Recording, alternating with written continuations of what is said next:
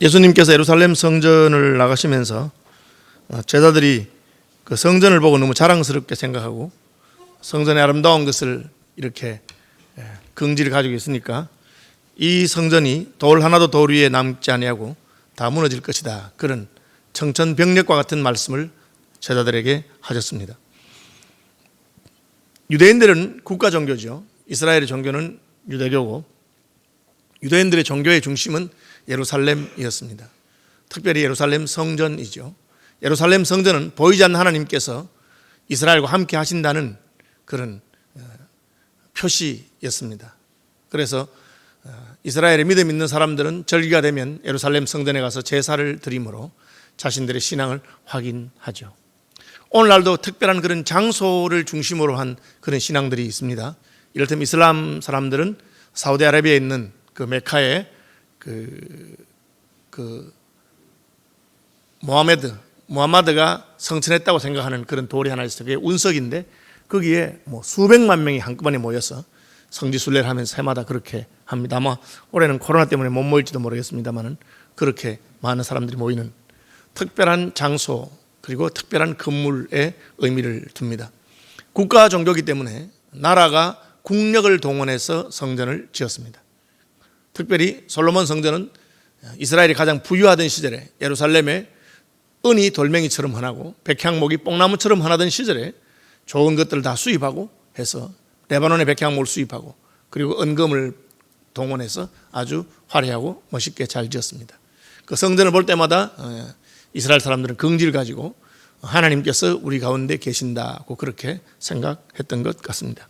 오늘날도 그 건물을 크게 짓거나 혹은 신상을 크게 만드는 것을 통해서 자기들의 하나님이 위대하다고 그렇게 주장하고 생각하는 그런 종교들이 있고 그런 관행들이 있습니다. 가톨릭 같은 경우에는 성당을 잘 짓죠. 그리고 성당에 들어가면 그 건물이 주는 어떤 그 종교적인 경건한 분위기에 우리의 종교심을 자극하고 우리로 하여금 하나님 앞에 서는 듯한 그런 느낌을 가지도록 만들게 되는 것도 사실입니다. 이스라엘 백성들은 성전을 그렇게 사랑했고 시편에 보면 성전에 올라가는 노래가 참 많습니다. 그래서 예루살렘 성전에 올라가면서 하나님을 사모하고 그렇게 노래하고 찬송했습니다. 그런데 하나님께서는 예수님께서는 이 성전이 무너질 것이라고 말한 것입니다. 그야말로 청천벽력과 같은 사건입니다. 우리가 바티칸에 있는 바티칸 대성당, 베드로 대성당이라든지 독일의 쾰른에 있는 쾰른 성당 같은 경우 얼마나 건물이 크고 100년 이상 걸려 지었기 때문에 그것만 봐도 와, 하나님 마치 하늘에서 내려오는 것 같은 그런 느낌이 드는 그런 것이었습니다. 이스라엘 백성들도 그러했습니다. 그런데 예수님께서 이렇게 말씀하십니다. 너희가 이 모든 것을 보지 못하느냐? 내가 진실로 너희에게 이르노니 돌 하나도 돌 위에 남지 아니하고 다 무너뜨려지리라. 성전이 싹 무너질 것을 예수님께서 예언하신 것입니다. 제자들에게 이 말씀은 청천벽력과 같았고 마치 세상이 끝나는 것과 같았습니다. 그래서 제자들이 질문하죠. 예수님한테 조용히 와서 이르되 3절 우리에게 이르소서 어느 때에 이런 일이 있겠사오며 언제 성전이 무너지겠습니까? 그 다음 말이 더 재밌습니다. 또 주의 임하심과 세상 끝에는 무슨 징조가 있사오리까? 아니 성전이 무너진다고 했는데 왜 세상 끝날에 무슨 징조가 있냐고 물어보겠어요. 그것은 이 유대인들에게 있어서 제자들에게조차도 세상 끝날이나 돼야 성전이 무너지지, 하나님의 성전이 무너진다면 그것은 더구나 돌 하나도 돌에 남지 않고 다 무너지는 것은 그야말로 세상이 많은 것 같은 그런 것을 느낀 것입니다. 그래서 성전이 언제 무너지겠습니까? 라고 물으면서 세상 끝날에는 무슨 일이 있겠습니까? 그렇게 물어본 것입니다. 예수님께서 왜 성전이 무너진다고 하셨을까요? 성전의 기능이 다 있기 때문입니다. 성전이 더 이상 제 기능을 하지 못하거나 또 성전보다 더 좋은 것이 나왔기 때문에 그렇죠. 요즘도 무슨 카세트 테이프를 가지고 음악을 듣는 분 있습니까? 없죠. 예. 그거는 이제 효용이 다 지난 것입니다. 그게 잘 안 되면 수리하러 보내지도 않습니다. 왜? CD 플레이어가 나왔고 또 MP3가 나왔기 때문에 효용이 지나갔죠. 그것을 참된 것이 왔기 때문에 그림자는 사라지는 것이죠. 율법은 장초는 이래 그림자요 참 형상이 아니므로, 참 형상인 참된 성전이 따로 왔기 때문에, 그러면 유대인들은 성전에서 예배를 드리고 성전을 사모하고 성전을 기대했는데, 그러면 이 성전 말고 어디서 예배를 드립니까? 성령 안에서 예배 드리죠.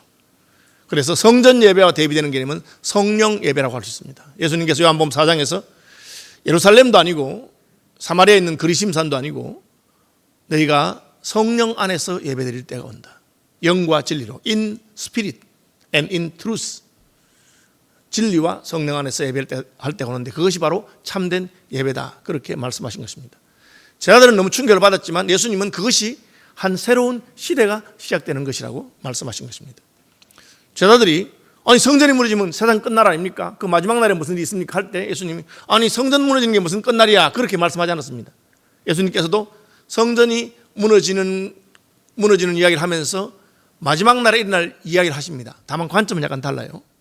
제자들은 성전이 무너지면 세상이 끝난다고 생각했는데 예수님은 끝나는데 한 번에 끝나는 것이 아니고 그것이 바로 재난의 시작이라. 다시 말하면 성전이 무너지는 것을 통해서 새로운 시대가 시작된다. 말세가 시작된다는 겁니다. 그리고 그 새로운 시대의 시작은 처처의 기근과 전쟁과 민족끼리 불화하는 것과 이런 일들이 있을 것이다. 난리와 난리의 소문이 있을 것이다 하면서 마지막 날에 대한 징조를 말씀하는 것입니다. 성전이 무너지는 것은 이제 성전 시대가 아닌 새로운 시대가 열렸다. 예수님께서 시작하는 새로운 시대가 열렸다는 것을 보여주는 것입니다.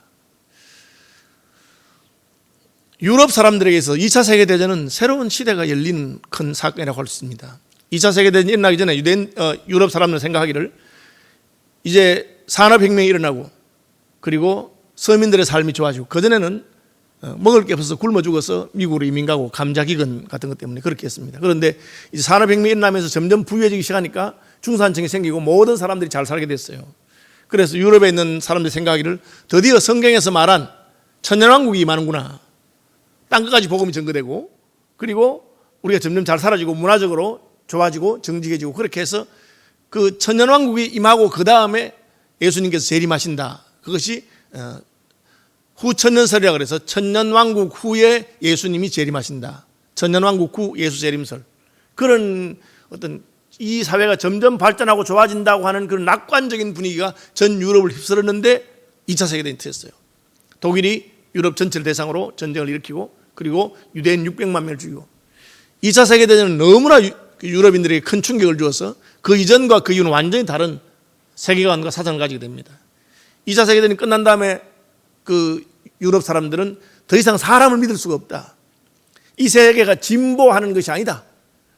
발전하는 것이 아니라 여전히 우리는 악하고 우리는 문제가 많구나. 독일 사람들은 그 젊은 학생들이 히틀러가 유대인들을 600만 명 죽였다는 이야기를 들으면 믿을 수가 없다. 어떻게 우리가 그런 일을 했을까? 이 발달한 문명의 괴테와 그리고 베토벤과 이런 그 음악과 문화와 철학의 나라가 어떻게 그런 짓을 했을까? 자기들이 상상이 안 되는 거예요. 그런데 그것이 바로 우리 속에 숨어있는 악마요, 우리 속에 숨어있는 그 죄된 본성인 것이 2차 세계대전을 통해서 드러났어요. 그 다음부터는 비관적인 세계관.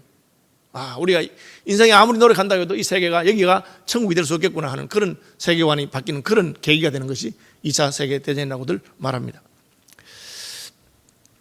성전이 무너지는 것에 대해서 예수님께서는 이 성전 중심으로 한 예배에 대해서 그 예배가 사라지고 성령 안에서의 새로운 세배, 새로운 시대가 도래하는 것을 예수님께서는 말씀하시는 것입니다. 그것이 바로 말세고 성전이 무너진 것은 이 모든 일의 시작이라고 말씀하고 있습니다. 성전에 있을 때 어떻게 하면 됩니까? 성전에 가면 돼요. 거기 가면은 거기서 모든 것을 다 해줘요. 성전에 가면은 합법적인 제사장들이 있고 제사제도가 있고 가서 내가 제물을 들고 가면 알아서 다 내 모든 문제가 해결되는 것입니다. 저는 이번에 이 코로나 사태를 겪으면서 코로나 사태가 어쩌면 새로운 한 시대를 여는 그런 표지가 되지 않겠는가. 그 이전과 그 이후가 너무나 달라질 것 같아요. 그리고 그 이전 세대는 뭡니까? 교회가 많이 모이면 그것은 자랑스러운 것이고 좋은 것이고 그런 것이었어요. 교회가 커지면 커질수록 좋은 것이었어요. 지금은 코로나 이후에는 교회로 말하자면 모이는 것이 죄가 되는, 우리 교회는 숫자가 많고 10만 명 이런 교회들은 굉장히 그냥 죄송스럽고 그런 시대가 됐어요.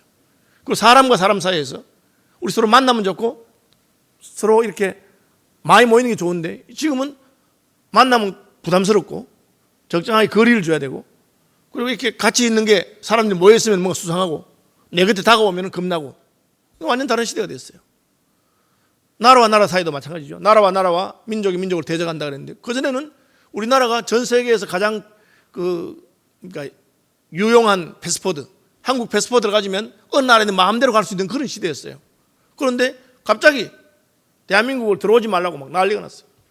대한민국에 코로나가 퍼지니까 대한민국 사람 못 들어오게 뭐 180국에서 입국을 금지시키고 중지시키고 하는 그런 일이 있었어요. 모든 여행 스케줄이 취소되고 완전히 다른 게 됐어요. 물론 이제 이 코로나가 끝나고 나면 뭐 다시 원래대로 돌아갈 수도 있겠지만 상당히 어떤 우리에게 충격을 줄 수 있는 그런 사건이라고 저는 생각하게 됩니다. 성전 파괴가 그러한 것입니다. 유대인들은 성전을 중심으로 예배했고 성전에서 하나님의 임재를 느꼈고 오직 여호와는 그 성전에 계시니 온천하는 그 앞에 잠잠할지어다. 그 말씀을 붙들고 있었는데 이제 예수님께서 성전이 무너진다 하신 거예요. 그러면서 예수님은 새로운 시대가 도래하는 것을 말했어요. 성전은 내 아버지 집은 만민이 기도하는 집이라. 기도하는 사람들이 성전에 가서 기도했어야 됩니다. 그런데 예수님은 성전에서 기도하지 않으셨어요. 새벽 미명에 조용한 곳에 가서 기도하셨어요. 왜? 그분은 기도라고 하는 것이 특정한 장소에서만 가능한 것이 아니고 하나님 앞에서 가능한 것인 것을 알았기 때문에 그렇습니다. 성전이 무너진다고 해서 우리의 신앙이 무너지는 것이 아니라 하나님께서 구약에는 예루살렘 성전에 임재하셨다면 신약 시대에는 하나님의 성령이 하나님의 백성들 가운데 임재한다는 것을 예수님께서는 가르치기를 원하셨고 가르치셨어요. 신약시대의 성전이 무엇입니까? 신약시대의 성전은 예수 믿는 사람들의 모임, 그걸 교회라고 하죠. 예수 믿는 사람들의 모임 가운데 하나님의 성령이 거하세요. 하나님의 성령이 너희 가운데 거하시는 줄 알지 못하느냐. 그 말은 제 개인 속에 있다는 뜻이 아니에요. 예수 믿는 사람 한 분 한 분 속에 성령이 임하지만 그걸 말하는 게 아니고 예수 믿는 사람들이 함께 모여서 하나님을 예배할 때 하나님께서는 그 모임 가운데 함께 하신다고 하는 것입니다. 그래서 두세 사람이 내 이름으로 모이면 그 가운데 나도 임하겠다. 다른 개념이에요, 완전히. 그래서 그전에는 이 멋있는 건물, 화려한 건물, 종교적인 건물, 웅장한 건물 가운데서 모였을 때만 하나님 임하지만 지금은 초막이나 궁궐이나 어디든지 주님과 함께 주의 백성이 모인 곳이 바로 성전이 되고 그것이 바로 교회인 그런 시대가 성전 이후의 시대입니다. 그러니까 제자들에게는 청천벽력 같은 소식이지만 주님은 이 성전이 무너질 것이다. 돌 하나 더 남겨 무너질 것이다. 그럼 끝이냐? 끝이 아니고 그것이 바로 말세라고 하는 새로운 시대가 열릴 것이다. 그러면서 그 시대는 이러이러한 특징을 가지고 있으니까 너희는 그 시대를 잘 준비하는 사람이 되기를 바란다. 그렇게 말씀하고 계십니다. 그 시대는 어떤 시대일까요? 그 시대는 오늘 본문에 보면 여러 가지 특징들이 있습니다.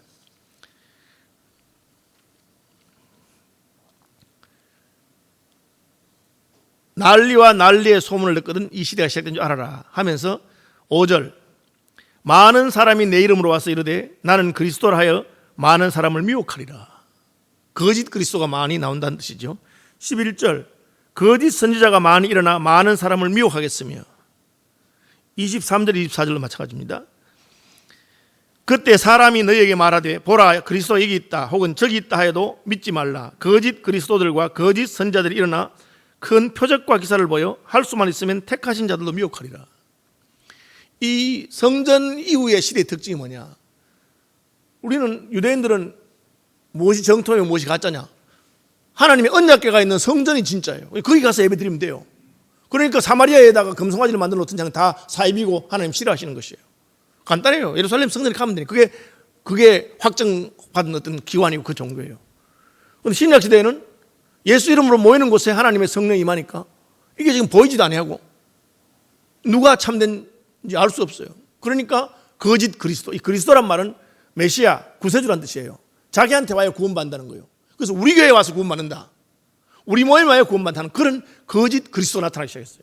우리는 우리 시대에 한국에도 벌써 많이 나타났어요. 문선명 씨가 자기가 구세주라, 정명석이가 자기 구세주라, 이만희가 자기 구세주라, 안상홍, 장길자, 조희성, 베레벨 이상한 사람들이 다 나타나서 자기가 구세주라, 자기한테 와야 구원받는다고 하는 거예요. 그래서 이 눈에 보이는 성전이 없어졌기 때문에 그냥 모여가지고 여기 메시아가 있다, 그렇게 미혹하는 사람들이 많이 생기는 시대가 됐어요. 그럼 어떻게 해야 됩니까? 우리는 하나님께서 보여주고자 하는 걸 보여야 돼요. 제자들은 예루살렘 성전을 보면서 야 멋있다, 이게 괜찮다 하니까 너 보지 못하느냐? 이거 다 무너질 것이다. 그러니까 예수님은 더 이상 예루살렘 성전이 효용이 없다고 말씀하셨어요. 제자들은 그걸 몰라. 왜? 봐도 무너질 게 안 보이니까. 누가 봅니까? 예수님 보죠. 예수님께서는 그럼 우리는 어떻게 볼 수 있어요? 예수님 말씀을 들으면 돼. 우리는 이게 무너질지 모르지만 예수님이 이거 무너진다 그랬어. 돌 하나 돌이 안 남다 그랬어. 그럼 이거 무너지는 것이구나. 이건 참된 것이 아니구나 라고 알 수 있는 것입니다. 그래서 무엇을 듣느냐 하는 게 굉장히 중요한 거예요. 우리가 미혹하는 자들이 왔을 때 그 말을 들으면 그게 미혹해요. 왜 신천지에서 인터넷도 보지 말아라, 텔레비전도 보지 말아라, 여기 모여서 요것만 들어라 그렇게 합니까? 미혹하기 위해서 그렇게 하는 거예요. 잘못된 말을 자꾸 들으면 우리는 거기에 미혹되는 것입니다. 이 시대가 우리에게 가르치는 그걸 들으면 그게 미혹되는 거예요. 여러분, 우리의 마음이 전쟁터예요. 영적인 전쟁터예요. 내가 무슨 말을 듣느냐에 따라서 그 말에 가게 됩니다. 그래서 믿음은 들으면서 난다 그랬어요. 우리가 하나님 말씀을 잘 듣고 말씀에 창림하지 않으면 나도 모르게 딴 데 귀를 기울이게 되는 거예요. 그러니까 오늘날 수많은 사상들과 거짓된 것들이 우리 가운데 난무하는 시대가 된 것입니다. 우리가 미혹받지 않으려면 하나님 말씀을 잘 들어야 됩니다. 아마 여러분이 목사의 설교를 들을 수 없는 그런 시대가 올지도 몰라요. 북한에는 이미 지하교회 성도들이 모이긴 하지만 말씀을 바로 전하는 목사가 없잖아요. 선교제도 그런 데가 많이 있습니다. 할렐루야교회 김상봉 목사님이 북에 모친을 두고 월남에 있었잖아요. 그러다가 북한 방문해서 어머님을 만났어요.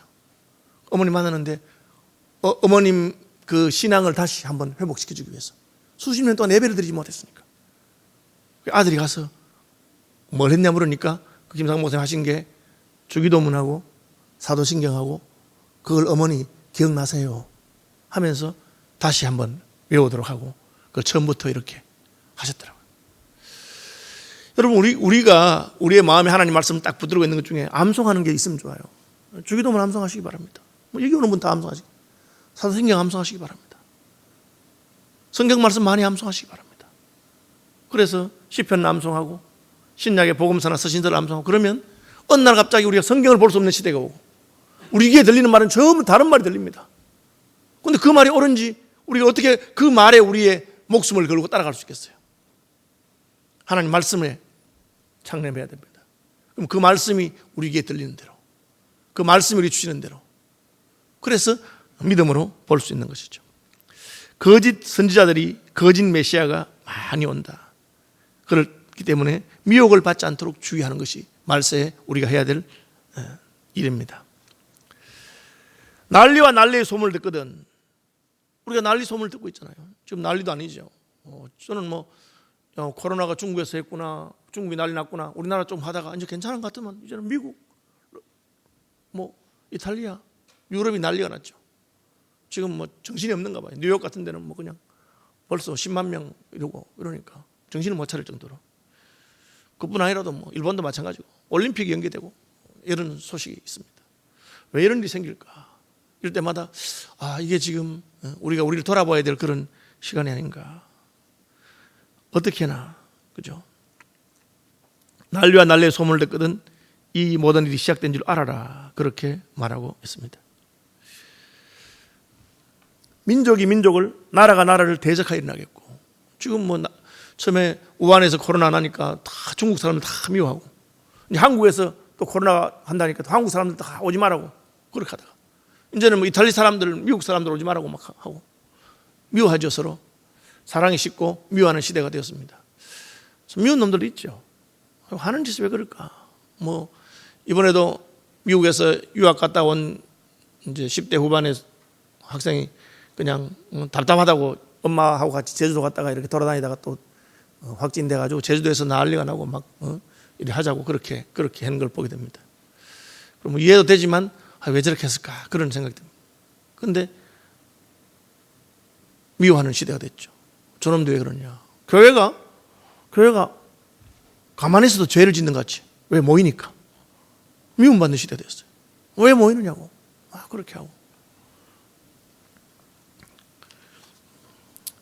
민족이 민족을, 나라가 나라를 대적하여 일어나죠. 그리고 그때 사람들이 너희를 환난에 넘겨주겠으며 너희를 죽이리니 너희가 내 이름 때문에 모든 민족에게 미움을 받을 것이다. 예수 믿는 것 때문에 미움받는 그런 시대가 됐어요. 참 너무 이게 기가 막힌 그런 일들이 일어나는 시대가 되었구나. 그럼 어떻게 해야 됩니까? 우리는 인자가 가까운 줄 알고 자기를 돌아보고 준비해야 하는 것입니다. 마지막 때 어떤 일이 있습니까? 갑자기 임하기 때문에 준비 못하고 도망가야 된다. 그때 유대에 있는 자들은 산으로 도망할지어다. 지붕 위에 있는 자는 집 안에 있는 물건을 가지러 내려가지 말며 밭에 있는 자는 겉옷을 가지러 뒤로 돌이키지 말. 이게 무슨 말입니까? 이 마지막 날에 환란이 오는데 집에 들어가면 안 된다는 거예요. 이 말은 우리의 삶이 평소에 아주 정리되어 있고 단순해야 된다는 뜻입니다. 유대인들은 아주 핍박을 많이 받았던 민족입니다. 그래서 유대인들이 이제 중세나 이럴 때 하는 직업, 주로 택하는 직업이 한 두 가지 있어요. 하나는 식료품점이에요. 야채 가게 같은 거 있잖아요. 왜? 그날 떼가지고 그날 팔면 끝이에요. 그날 밤에 떠나라 하면은 그냥 두 가면 돼. 뭐 아까울 것도 없어. 하루치 사서 팔고 장사하기 때문에. 옛날에 냉장고도 없잖아요. 그렇게. 아니면은 보석 같은 거 했어요. 보석 가공하는 거. 그거는 떠나라 하면 그냥 주머니에 넣어가지고 가면 돼요. 귀중품 몇 개 있으니까. 그렇게 했어요. 왜? 언제라도 떠날 준비가 돼 있어야 돼요. 집에 불이 났다. 그럼 막 나왔는데 다시 들어가. 왜 들어갑니까? 내가 귀중한 걸 두고 왔다는 거야. 그렇게 하지 말라는 거죠. 그럼 이 두고 온 걸 어떻게 하느냐? 내 마음을 빼앗길 만큼 귀중한 것을 두지 말라는 거예요. 집이든지 뭐든지 떠나라면 떠나면 되는 거예요. 이번에 코로나 사태 때문에 선교본부에서 많은 선교사님들을 철수시켰습니다. 여러 가지 안전 문제도 있고 위험하고 또 막 동양 사람 막 괴롭히기도 하고 막 집에 있어도 힘들어요. 그래서 철수를 많이 했어요. 얼마나 많이 갑자기 철수하셨는지 저희 교회 게스트룸 뭐 이런 거 관련된 걸 다 지금 계속해서 지금 문의가 들어요. 방이 있는지 없는지 뭐 그렇게. 지금 이미 제가 풀로 해주고도 지금 새 팀이 지금 오늘 아침까지 목사님 어떻게 4월에 얼마 동안 있을 데가 없냐고 막 그렇게 하더라고요. 그죠? 선교사님 어떻게 합니까? 철수하러 가면 가만 놔두고 오면 돼요. 끝이라.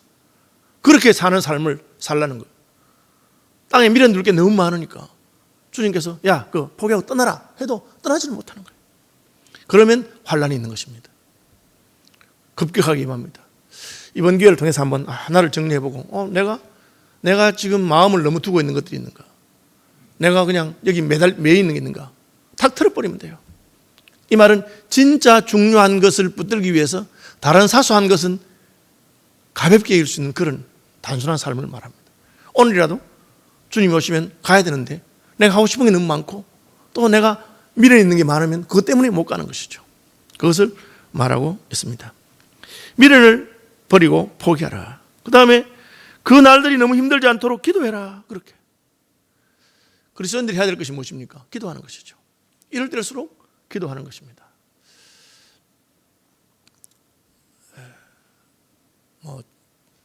우리 집회 같은 데 이렇게 너무 많이 오면 사회적 거리두기 안 된다. 그렇게 말해서 저는 가정에서 멀지 있다고 생각합니다. 새벽 기도도 평소보다 많이 줄었습니다. 그죠? 그러나 여러분 오진 않아도 기도는 해야 됩니다. 가정에서 아침에 시간을 정해서 기도하시든지 새벽 기도 못 하시거든 가족들끼리 모여서 기도해요. 왜? 기도해야 그 날들이 감해질 수 있기 때문에 그렇습니다. 마지막으로 이렇게 말하고 있습니다. 이러므로 너희도 준비하고 있으라. 생각지 않은 때 인자가 오리라. 충성되고 지혜 있는 종이 되어 주인에게 그 집 사람들을 맡아 때를 따라 양식을 나눠줄 자가 누구냐. 이게 무슨 말이냐. 지금 이 난리가 나고 성전이 무너지고 그 다음에 새로운 어떤 시대가 왔는데 그럼 너희는 어떻게 해야 되느냐. 나만 살면 되느냐. 나만 괜찮으면 되느냐. 그것이 하나님이 원하시는 게 아니고 충성되고 지혜 있는 종이 되어서 그 집 사람들을 맡아 때를 따라 양식을 나눌 자가 누구냐. 그렇게 이런 난리가 나고 어렵거든 다른 어려운 사람들을 생각하라는 거죠. 믿음의 형제자매들을 생각해 보라는 거죠. 나도 힘드는데 나보다 더 어려운 누구는 얼마나 힘들었나. 나도 힘드는데 혼자서 신앙생활하는 누구는 어떻게 힘들겠는가. 그것을 헤아려 보라는 것이죠. 그 주님께서 이 말세를 만난 사람들의 마음의 태도를 말해주는 것입니다.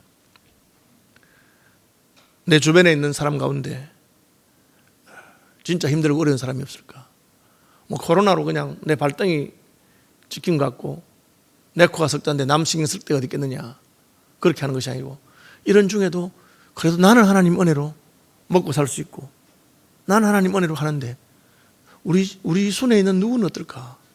주일날 모여서 안부도 못 물어봤으니까 전화도 해보고, 그리고 그 사람이 먹고 살 수 있는지, 또 형편은 어려운지, 또 나는 그래도 용기를 내서 교회에 와서 예배를 드리는데 그분은 집에서 진짜 온라인으로 예배라도 드리는지, 혹은 격려해 준 사람이 있는지, 그걸 돌아보라는 거죠. 그게 지혜롭고 충성되고 지혜 있는 종이 되어서 주인에게 그 집 사람들을 맡아서 때를 따라 양식을 나눌 자가 누구냐? 주님께서 그것을 기다리고 계신다라고 말씀하는 것입니다.